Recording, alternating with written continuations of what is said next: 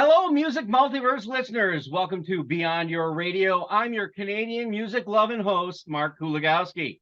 Welcome to another Albums from the Leaf show. So what's Albums from the Leaf? Our panelists each have brought one of their nearest and dearest Canadian albums, wondrous recording and artistry coming from all ends of Canada, where, it's a band, a musician, or a discovered one, undiscovered. I'm not Canadian. I obviously don't have the clothes for it. I have danced at the Great Canadian Party to Boot Sauce, so that makes me an honorary Canadian. Probably not. What it boils down to is Canada never lets me down when it's developing a band, sort of like England in the 1970s. This show is all about Canadian albums, past and present, known, unknown, on the rack, off the rack, obscure, unknown to the masses, or completely in your wheelhouse and you forgot they might be Canadian at all, because that's why I tell you to watch the show, because you never know who's Canadian. Hell, I could be changing my citizenship by tomorrow. My panelists tonight, we've got a full ship and we're sailing to Canada. Tonight, Dam, otherwise known as Deb Maloney Hicks. Oh, no, Deb Armitage Hicks Maloney. There we go. That's the order. Yes. Joining us for the first time, Jeff Crichton. Jeff actually sold records to the radio station back for Warner Brothers. I'll let him tell you a little bit about that as he introduces himself, I guess. Okay. So hi, everyone. It's a pleasure to be here tonight. I was in the music biz for many, many years. I worked retail at a local record store, Record Theater, if you could remember that place. Oh, yeah. A long time ago, where I met my wife and we had a record store romance, and the rest of that is history. And then, just by hanging out and working there, I wound up getting a job doing promotion and marketing for Warner Brothers Records, where I hung my hat for 25 years. And I took music to radio stations to get airplay. I did promotions and marketing for our artists, did meet and greets at shows, and it was a great job and a great career. And where were you last week? Where was I last? Oh, Friday night? Yep. Peter Gabriel. Which was spectacular. Damn, that's why I'm called Damn. That's awesome. That show was special. I went in thinking, like, okay, he's been great for so many years, but he hasn't toured in a long time. He's 73. I thought, like, oh, okay, does he still have it? And he does. Yeah, and that's great. He apparently kissed that frog. Apparently, I guess. Yeah, his voice was spectacular. His band was. He played for 2 hours and 40 minutes. It was wow, pretty special. That's awesome. Wow. Yeah. 240. That's a little long for. Wow, that's impressive. Mm-hmm. Yeah, sorry, I was wanting to see if I could find my Record Theater T-shirt, but I can't find it. I have mine. I could grab it, but we're wasting time.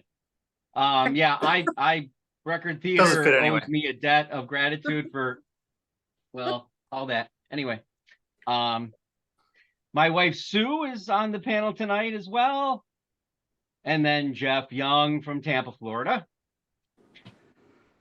So this is the thing. We toss a coin and we say ladies first. Well, unfortunately, we have two ladies on the panel tonight, so it's going to go by seniority. So, Deb, you'll get to go first.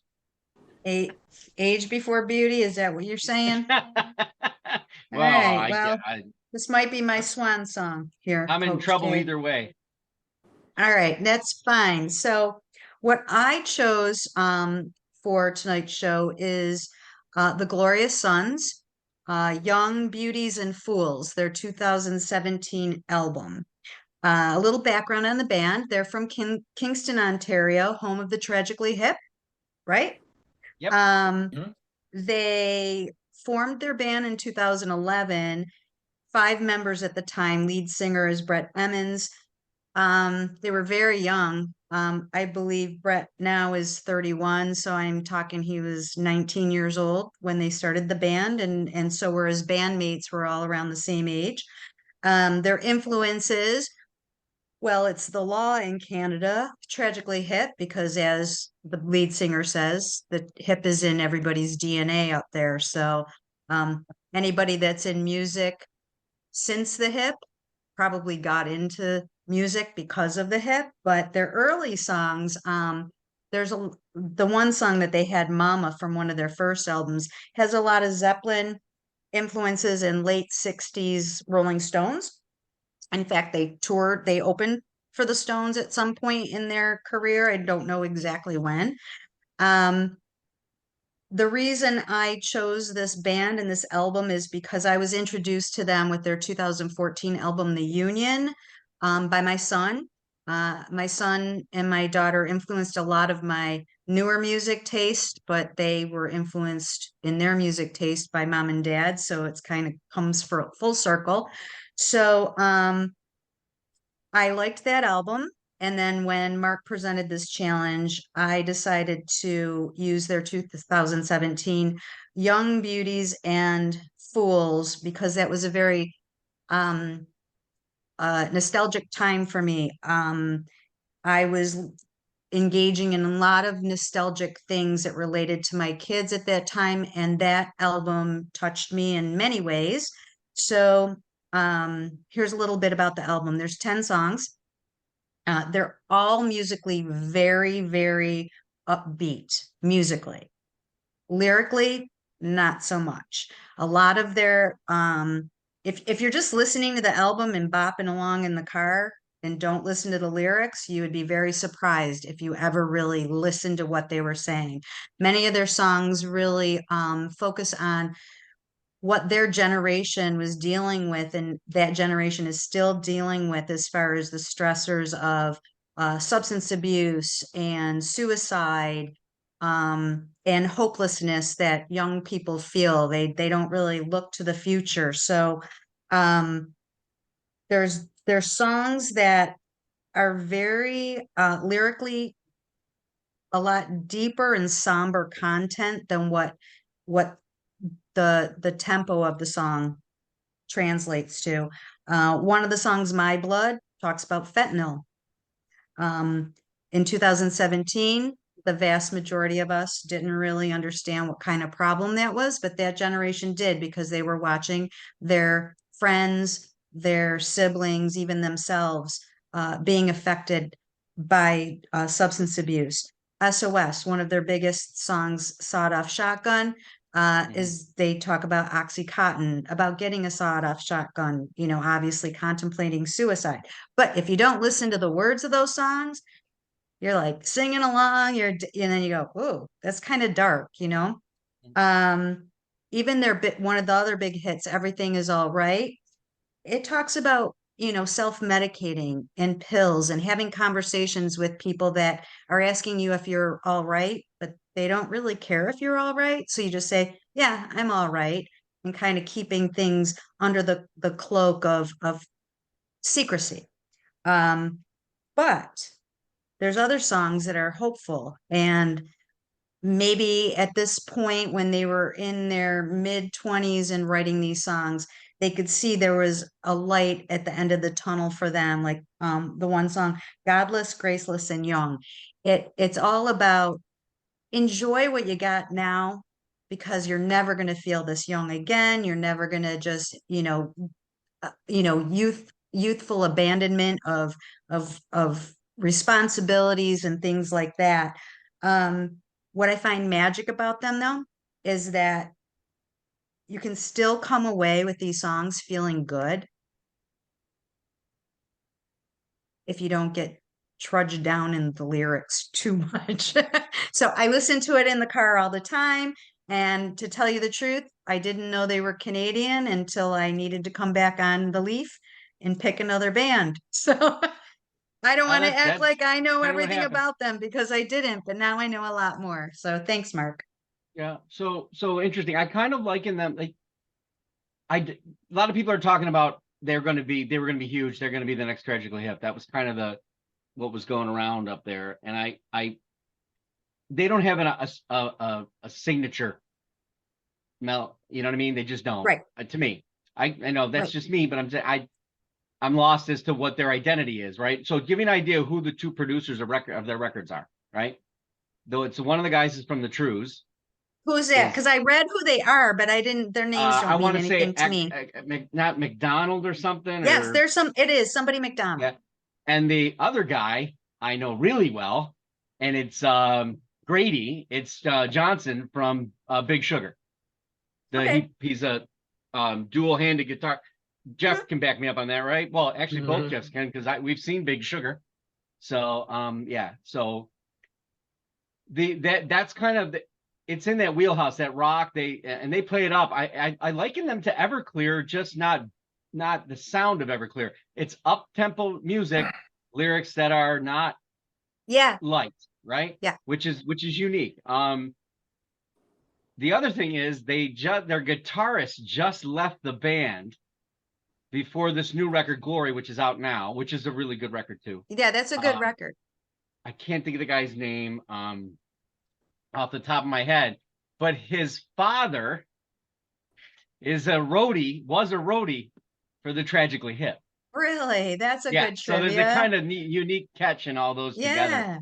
I can't think. He actually his album released this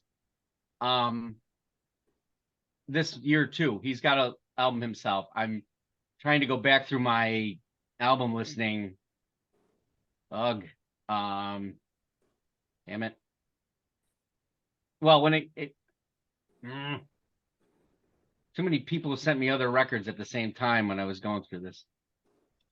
One last try. It's not there. I wish it was there. But anyway, they're a viable band. This new record is right in that same wheelhouse, I think. A little bit more upbeat, I think, because of the subject matter, it seems to me. Well, they're growing up. Still, yeah. I mean, that was 6 years ago, this album. I mean, 6 years between the one that I reviewed and the new one. Yeah, Chris Koster, Koster, and the album is CK, which is his initials. Stays Up All Night Smiling. Okay. Haven't listened to it yet. So I was going to before the show, but I didn't get a chance.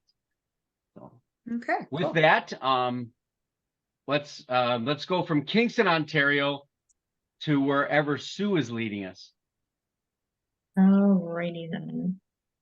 So I went with. Wait a minute, was that a play on Jim Carrey, Canadian? Yeah, yeah. that was totally planned. Well played. Thanks. I don't know about you, but I'm craving Timbits right now. Well, next time. Yeah, that could happen, John. All right, so I went with, and I think I've talked about her before on here, but Holly McNarland, who hailed from Winnipeg, Manitoba. If you don't know who Holly is, she's a vocalist, songwriter, guitarist. She, I believe, started to learn how to play guitar at 15. Her first EP came out in 95. And what was it called? Sour Pie? Pie? Yeah. She was around what, 20-ish, 2021. She released that independently, and then she was picked up, I believe, in 96, MCA Records. And I think there's at least one song from that EP on live stuff. I kind of picked this album because it kind of included all of my favorite songs by her. And I love when artists do that because it makes it really easy for me. Although I guess if you're trying to grow and learn more about them, then it's is a selfish thing. But Holly has a beautiful voice. It's an edgy voice. It's not screaming, but it's a belting kind of voice. She was out around the time I think Alanis Morissette was around. Who was that other artist? Sarah McLachlan, who I actually almost chose tonight, but maybe another time. But anyway, so And who else? There were Avril some. Lavigne, is she Canadian? Yeah, Yeah, she right, is. right. Yeah, Holly's awesome. I'm a big fan. She was such a standout. And as usual, she did pretty good in Canada. I'm pretty sure she brought home some awards. For whatever reason, she didn't pick up in the States much past Buffalo. But an incredible voice, an incredible talent, and she just put it all out there early on. I'm pretty sure, Mark, you're probably the one who introduced me to her, and we were able to see her live, even better in person. We are now Facebook friends. Oh, She she now has two grown children. Is it Neej, I think, and Coco. I think her son, I think, is like college age, and I want to say Coco's either high school or graduating. I don't know. I'm Oh, probably wrong. But anyway, her daughter has a beautiful voice as well, and kind oh, of looks a lot like her.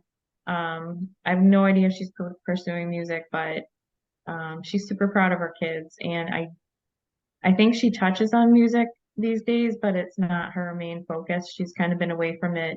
I think she kind of got out of it to raise them um, a while back. But anyway, you just raised the bar because we've got to make friends with these people before we can review their albums going forward. well, I'm pretty sure she doesn't know who I am, but No, if they want me to review their album, they have to friend me first. Then I will do it.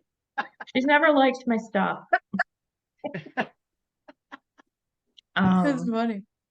I will say it's disheartening to know how many years have vaporized, because the second time we saw her with Shay, right? Shay? Is that the band? it sounds familiar, but I Yeah, can't. with the bunch of Canadian women that are really popular. I can't think of their names right now. I'm Oh sorry. yeah, I think they do. They opened, and before they got on, they talked about her breastfeeding, and she got on, and then she talked about her breastfeeding. But obviously, that's how long ago that was, right? Wow, that's an Yeah, intimate really. show. Yeah, just I'm Oh, doing it till they're two, she said, or something, right? And the crowd gasped, I think, at one point. I don't know why they would gasp. It's a natural thing, Yes, it's but she is, yeah, powerhouse vocalist, yeah. powerhouse, absolutely. So I want to say all the songs on this album were recorded or performed in 1998 in Vegas and Toronto. And she did eventually live. She moved, and I know too much about her. I guess now I sound stalkerish, but she was in Toronto for a while. I watched some home renovations going on. So the only song on the album that was not performed or that was not live was she did a cover of "In the Air Tonight," which we got to see live. And it's incredible. She does a great cover of the song. Perfect for her, perfect for her style, perfect for her mood. Other songs on this album that if you know Holly, you're gonna know them are "Numb," "Elmo," "Water," "Stormy," "The Box," and "I Won't Stay." Um, I won't go into too much detail on them. I obviously "Numb" and "Elmo" were probably her most popular airplay songs. And they're edgy, and the lyrics are great. They're angry. They're angsty. She was young, when she was writing these. So, like Deb was saying, bands are young and they're like letting it all out. They're letting out all those like angry emotions and all that. So a lot of that definitely comes out. Water slows up a bit. Stormy, actually, I think Stormy was from her original EP. Yep. That one's kind of bluesy almost. It's got a different sound to it. And "I Won't Stay" is also a bit slower, almost like a ballad. But yeah, it's just if you haven't listened to her, I would say this would be a good place to start. Maybe that's a little bit scary because they're live, and sometimes live, I don't know, some people prefer the studio sound and it's more put together, but it gives you a really good feel for who she is, I think. So There's no auto Interesting. tune going on here. This No. woman is Ah, the real deal. Yeah. Yeah. In the air tonight I just remember that night. It's unfortunate. These are things that happen in Buffalo. You know, you're having a show. It's your first. I want to say it was her first time because we were always begging. And it was the Trout mhm. and ice storm, awful ice storm. And of course, I don't care about my life, so we went anyway. We're going to see Holly. It doesn't matter whether we die on the way. Jeff drove separately because he wanted to die by himself. I don't remember. I don't remember. So yeah, she wound up singing to what, 25 of us maybe total. Maybe. Mm. Yeah. It was crazy night. Mm. But she did In the Air Tonight, and it was like she was singing right through you. It was just Mhm. crazy. Interesting. Love And that. so you're not a stalker unless you're using binoculars, so you're okay. Oh, Yeah. then good. Yeah, I do Well- know a lot more, though I held back. So Oh, this is getting good. She has pictures of her kids on her wall. That's why it's all blurred out back there. So Kids 3, are on also the known wall. as Exhibit A.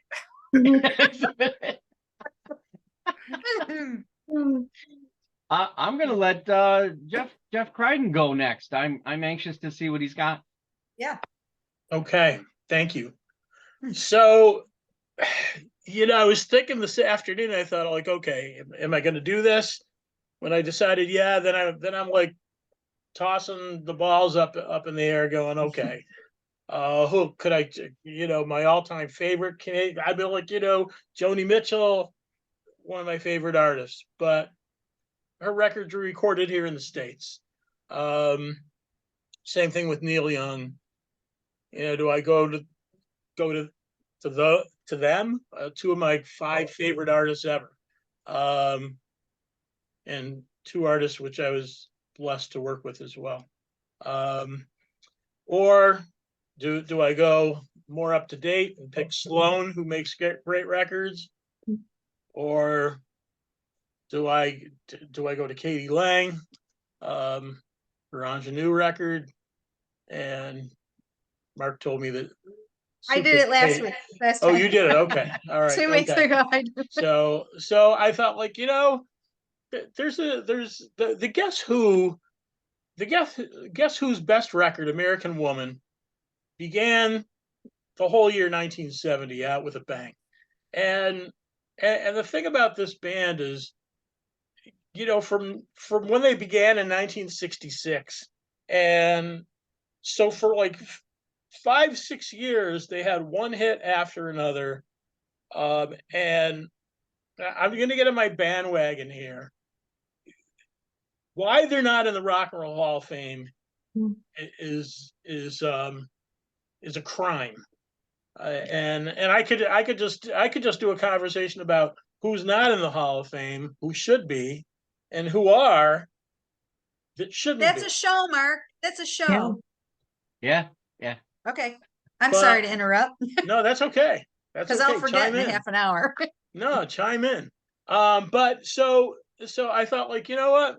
The Guess Who just needs, I'd beat their drum and, go knock on Jan Wenner's door and just say like, what do you think? I'd be like, they're at the top of the line. There are other bands that finally wound up getting in to the Rock Hall that had to wait longer than they should have. But the Guess Who needs to be in there. And this album is for me their best album, and probably for many that are fans of this band. Like I said, the record came out at the beginning of 1970. The title track, American Woman, is a classic, but there were 2 other hits off that album.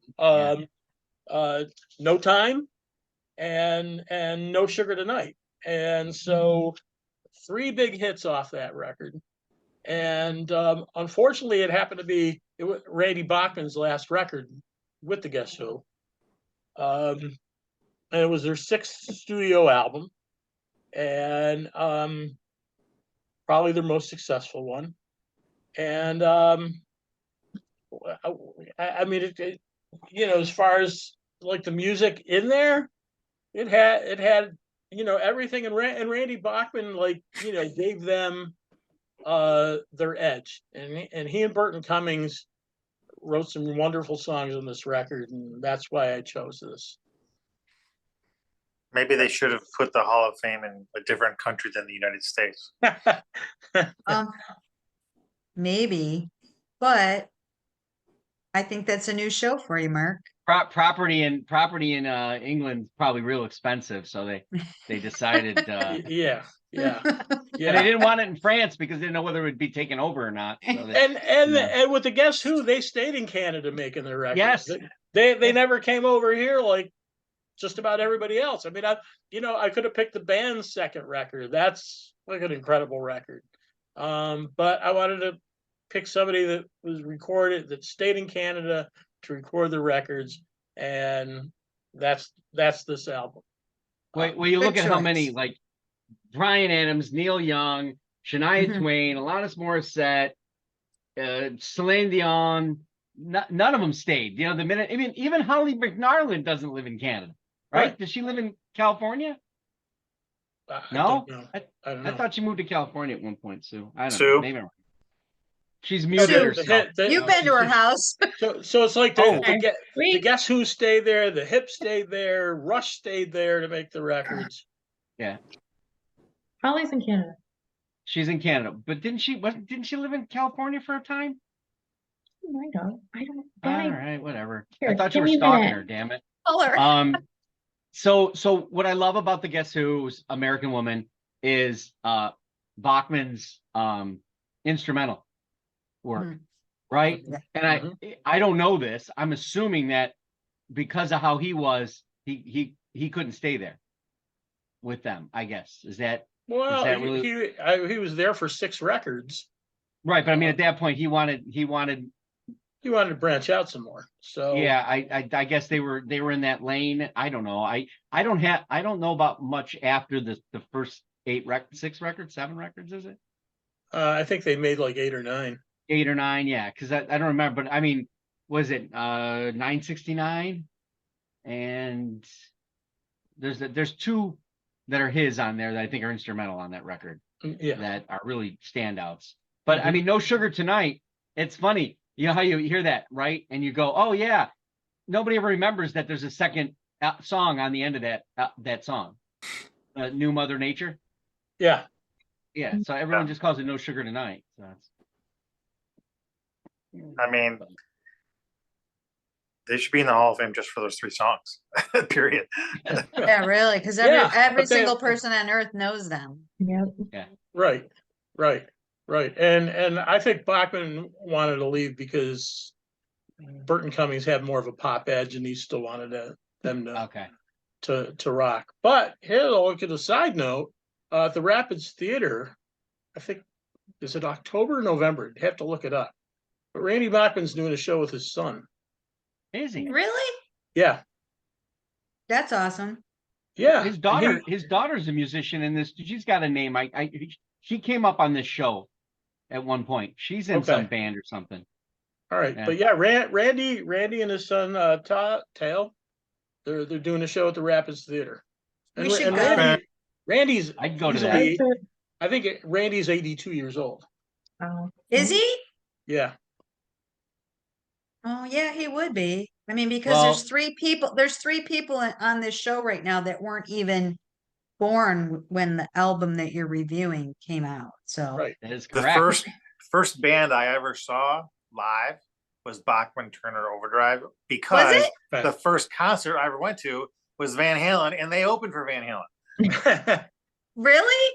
Right. That's an interesting fact. 5150 tour. Niagara Falls Convention Center, which is obviously not there anymore.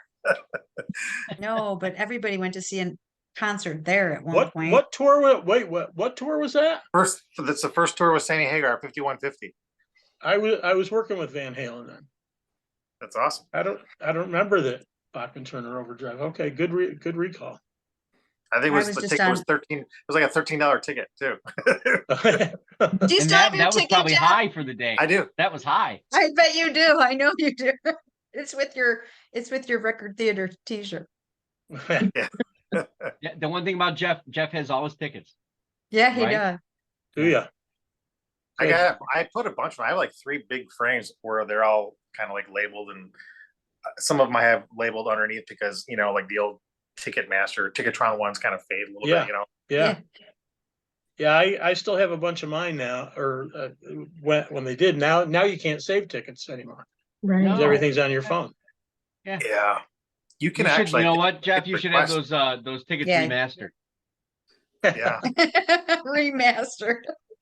Sometimes when you buy tickets for shows, you can pay extra now to have one printed and mailed to you, because they know people still want them. Yeah. Ah. Well, great. I could just see Jeff, like what I'm imagining that Peter Gabriel is like, in the hundreds of dollars range, and you go, yeah, I'd like to pay extra too on top of that so I can have a printed ticket. No, It costs like, I I don't remember. and I that think some of them $18 cost like beer. $110. Yum yum. All right. Well, Jeff Young, I hope you didn't change yours because I picked was an excited. album from 1994. It's the debut LP from Glueleg called Heroic Doses. What? Who's the band? Glueleg. Glueleg. All of their, I think maybe just one of their 3 albums and 2 EPs are not independent. They're from Toronto. They toured with I Mother Earth, Tea Party, Our Lady Peace, which all are obviously very different from each other, and none of them are anything like Glueleg. Their singles off this album, which gained notoriety, were Heroic Doses, the title track, Come With Me, and Mr. Pink. It's kind of like I don't know if it's like singing, but more like vocal rapping with hard guitars. It's got saxophone and trumpet in it, predominantly as a kind of bits of hard like hard rock, blues, and jazz, like a kind of funk. They also used an instrument called a Chapman stick. So that's an electrical music instrument. Was I guess came out in the 70s. It's a member of the guitar family. It's kind of, think of it as the guitar neck without the bottom of it. It's a little bit longer. It's 10 or 12 individually tuned strings. It's used to play bass lines, melody lines, chords, textures. And it's usually played by tapping strings against the board. If you think of like Mean Street from Van Halen, where he's tapping it, a lot like that. But two of the notable songs, aside from the singles that were popular, were they had one called Spider-Man, which is basically like the theme from the 1960s cartoon. And also the last song, Red, is a cover from the Prague band King Crimson, with horns, and they're just so different. I listened to that album on cassette in my car all the time when I was driving like to school or to see Mark and Sue or whatever. But it's just so different. It really catches you with like the heavy guitars and the trumpets. It was just good. It's just a good album. 94, you said it's from? Yeah. Have they had any albums since? Yeah, they've had a few. They had Clodhopper and what was the other one? There was like three albums. Mark, if you have this, oh my total. gosh. They're from Toronto, you said, right? Clodhopper was it. It ended after Clodhopper. Yeah, they did reunite and have another one, but I don't know if it had any. It was only released, I think, electronically. I don't think they had any printed versions.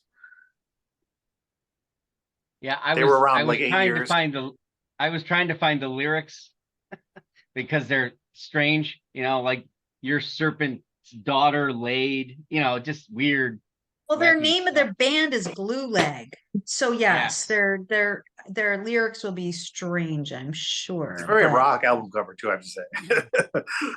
Really? But by the album cover, you thought maybe it was some sort of Black Sabbath kind of crazy thing was going to happen, but I thought it was about a horse.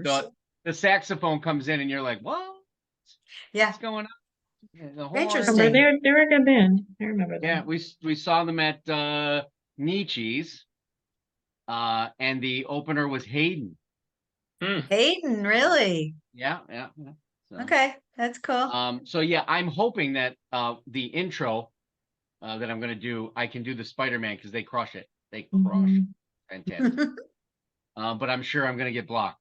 So that probably won't happen. All right. Very so interesting, Jeff. Very interesting. good record.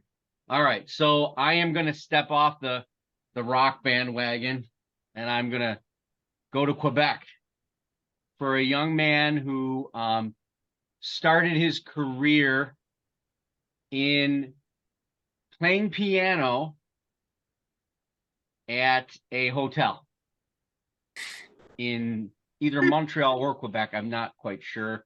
I just remember hearing or seeing the story when I picked this up. This is Jean-Michel Bless, and this is his album IL or Ill. He is a classical pianist, and he's coloring outside the lines. There are a few pieces that are definitely done that are somebody else's, but the rest is his own. He grew up in Quebec. He's traveled quite a bit overseas, etc., like to Guatemala. And I think when IL was coming out, he was then moving to another country. And he used this guy, and this is kind of the fun part of all this. Blaze communicated via Facebook with his friend Devin Bate, credited on the album as Buffalo. So everything leads to Buffalo, doesn't it? But it's not, there's no A, it's Bufflo. So, because this guy mixed the album. If classical for me, and even said by Sting, it's a hard wall to break down. There are certain things that have to happen, and no one's ever done anything different. You know, you can redo Bach, but you can't break that down and do something that's out there. I mean, there are people trying to, like Olafur Arnalds and others, but when I hear something of a classical pianist who's developed their own style, and it's a little bit broken, and it's melancholy, and then it's picked up again, and I was blown away when I first heard it, and when they tell me this guy just happened to be playing piano in a hotel, and one of this record people had been probably staying at the hotel, and went, wait a minute, you know, it's crazy. It's just crazy how good people. He reminds me of the guy from Hoshka. You know, there's just a lot of skillful, unique piano things being done. Am I a pianist? No. Do I know how to read music? No. But when I hear it, it's like Sting says, if you can't grab me in the first couple of bars, I'm out. Mm-hmm. And it's immediate. Even the key he starts it in is crazy, and defiant to some of the structure. And he has been doing a lot more records since. He's kind of getting some acclaim, but that's where it starts. And if anybody started, I'd want them to start there, because it's just him and a piano in whatever room he did this in. I don't believe he went to a studio. I can't see that happening at how this was done, but his name is Jean-Michel, so it's JEAN-MICHEL, and his last name is Blaze, BLAIS. He has a record this year called Serenades that I have not heard yet. In 22, he put out Obades, which was on my list for top 22 albums of 2022. Didn't make it though. He's had Eviction Sessions that were done. They're an outtake from Ill as he was moving his piano. So there's a lot there to choose from. But if you're a classical pianist lover, you like classical music, and you're kind of tired of the old, same old, this will be not the same old. It's not orchestrated. It's creative. There's a lot of improv that's going on. Is it jazz? It touches on it barely. His other records though kind of reach toward that. Tigran Hamasyan would be another name drop if I could, that would put it in the wheelhouse of this, you know, and how good they are with their fingers. Is there any accompaniment? Is it just piano? There's no vocals, there's no other instruments, it's just him. Just piano. Interesting. Yep. Yes. So from Quebec. Love it. All right. Well, as always, I have to thank my panelists because if it was just me, no one would watch. Yeah, well, 13 people are watching, so that's a little bit better than no one. So yeah. So if you we do want you to I want you to subscribe. Obviously, the comments are nice. So if you can do that. So I want to thank Deb, Jeff from, well, he's not over there, but he's hiding his background. He wishes he was in beautiful beach somewhere. Jeff Crichton, my wife Sue, who's upstairs waiting for me to end this so she can go to sleep. And Jeff Young from Tampa, who will probably call me up in a minute and go, remember that concert that we did in Glueleg? Good night. So thank you, everyone, and happy Welcome. listening.